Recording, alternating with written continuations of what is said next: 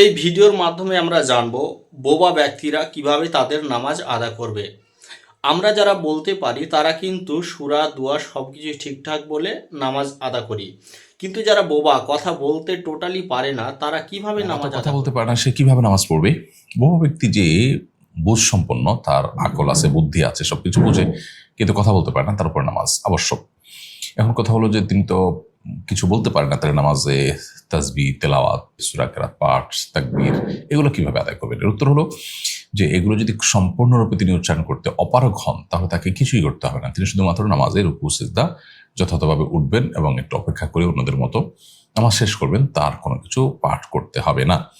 আর যদি তিনি তাকবীর তাসবিহ বলতে পারেন, তাহলে যেটুকু পারেন সেটুকু করবেন, আর যেগুলো পারেন না সেগুলো, যেমন কেরাত তিনি পারেন না বা অন্যগুলো পাঠ করতে পারেন না, তাহলে সেই জায়গায় তিনি তাসবিহ পাঠ করবেন, এবার নামাজ পড়বেন। আর যদি এগুলো কোনোটাই করতে না পারেন, তাহলে উঠা বসা, তারপর বৈঠক, দাঁড়ানো, রুকু সিজদা এগুলো যথারীতি করবেন এবং সেগুলোতে একটু একটু করে অপেক্ষা করবেন। কোনো কিছু পাঠ না করলেও তার নামাজ আদায় হয়ে যাবে। তার পুরো নামাজ পাঠ করতে হবে, নামাজ আদায় করতে হবে যদি তিনি সঠিক বুদ্ধি সম্পন্ন হয়ে থাকেন। আর যদি বুদ্ধি প্রতিবন্ধী হন, তার সেই সেন্সই না থাকে আসলে, তাহলে তারপরে নামাজের বিধান প্রযোজ্য হবে না।